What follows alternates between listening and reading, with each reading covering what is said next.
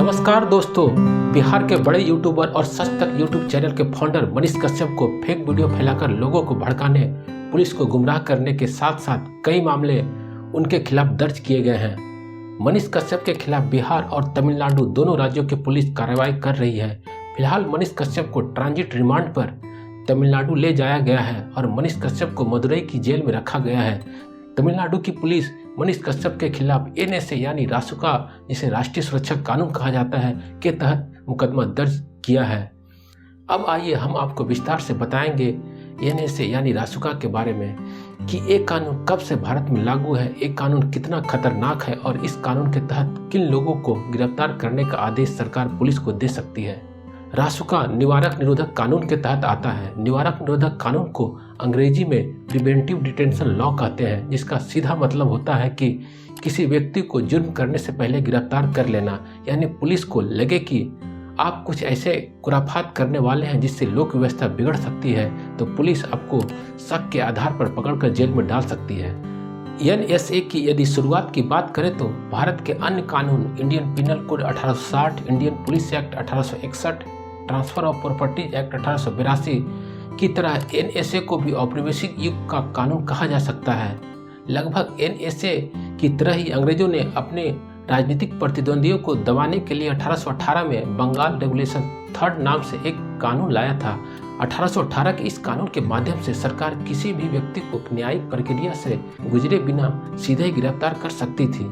इस कानून को बाद में बम्बई और मद्रास प्रेसिडेंसी में भी लागू किया गया था। इस कानून के 100 साल बाद 1919 में अंग्रेजी सरकार इससे भी खतरनाक काला कानून रॉलेट एक्ट लाती है, जिसे बिना अपील, बिना वकील, बिना दलील का कानून कहा गया। इस कानून के तहत पुलिस किसी भी व्यक्ति को बिना किसी ट्रायल के 2 सालों तक हिरासत में रख सकती थी। इस कानून को अंग्रेजों द्वारा लाने का मुख्य उद्देश्य था स्वतंत्रता के लिए चल रहे आंदोलनों की तैयारी को दबाना। रॉलेट एक्ट के तहत पंजाब के 2 पॉपुलर कांग्रेस लीडर सत्यपाल और सैफुद्दीन किचलू को पुलिस गिरफ्तार कर लेती है, जिसके फलस्वरूप भारत के सबसे दुर्दांत घटनाओं में से एक 13 अप्रैल 1919 को जालियांवाला बाग हत्याकांड होता है। 1947 में भारत के आज़ाद होने के बाद जवाहरलाल नेहरू ने राष्ट्र की सुरक्षा और सौहार्द को बनाए रखने के लिए और राष्ट्र विरोधी गतिविधियों को रोकने के लिए 26 जनवरी 1950 को निवारक निरोधक कानून लागू करवाते हैं, जिसे बाद में AK गोपालन versus state of Madras case में उच्च न्यायालय में इसकी वैधता को चैलेंज किया जाता है, जहां उच्च न्यायालय इसे कुछ प्रावधानों के अपवाद के साथ इसे संवैधानिक रूप से वैलिड बताती है। इस कानून की वैलिडिटी को बढ़ाने के लिए प्रत्येक 3 साल पर 7 बार संशोधन किए गए और फाइनली यह कानून 1969 में एक्सपायर हो जाता है। 1971 में इंदिरा गांधी द्वारा भारत की आंतरिक सुरक्षा को बनाए रखने के लिए मीसा यानी maintenance of internal security act लाती है, पर इस कानून का 1975 के आपातकाल के दौरान कांग्रेस के विरोधियों, पत्रकारों, सामाजिक कार्यकर्ताओं, विपक्षी पार्टी के राजनेताओं को जेल में डालने के लिए इस्तेमाल किया गया था। इस कानून के तहत आपातकाल के दौरान वर्तमान समय के कई फेमस नेता लालू प्रसाद यादव, नीतीश कुमार, सुशील कुमार मोदी, अरुण जेटली, अटल बिहारी वाजपेयी, लाल कृष्ण आडवाणी, रविशंकर प्रसाद आदि को पकड़कर जेल में डाल दिया गया था। 1977 में जब जनता पार्टी की सरकार बनती है तो मीसा एक्ट 1971 को खत्म कर दिया जाता है। 1980 में इंदिरा गांधी एक बार फिर भारत की प्रधानमंत्री बनती है तो 1950 के जवाहरलाल नेहरू के निवारक निरोधक कानून के तर्ज पर एनएसए यानी रासुका को 23 सितंबर 1980 में लागू कराती है, जो वर्तमान समय में अभी भी भारत में लागू है। तो चलिए अब हम लोग बात करते हैं वर्तमान समय में लागू कानून एनएसए यानी रासुका के बारे में। एनएसए का हिंदी अर्थ राष्ट्रीय सुरक्षा कानून होता है, वहीं अंग्रेजी में इसे नेशनल सिक्योरिटी एक्ट कहा जाता है। कांग्रेस के जमाने से चला आ रहा इस कानून का इस्तेमाल हर सरकार बड़ी संख्या में करती है।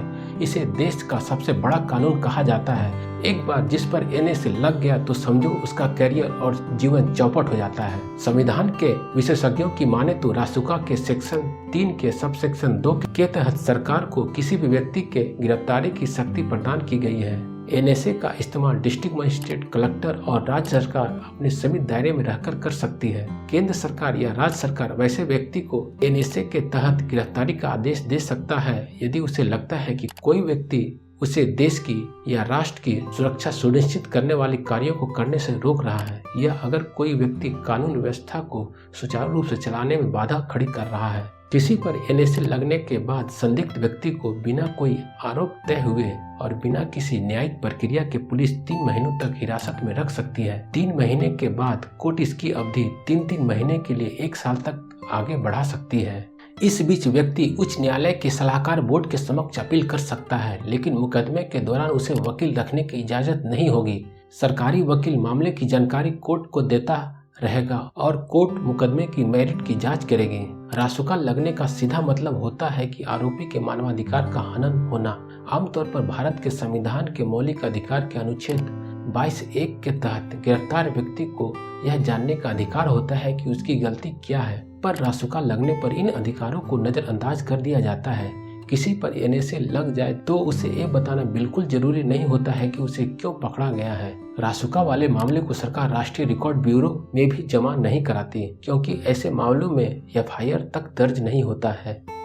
दोस्तों, बहुत सारे नॉलेजेबल वीडियो हमारे चैनल पर रेगुलर अपलोड किए जाते हैं, तो हमारे YouTube चैनल को सब्सक्राइब कर लें और वीडियो को लाइक जरूर कर दें।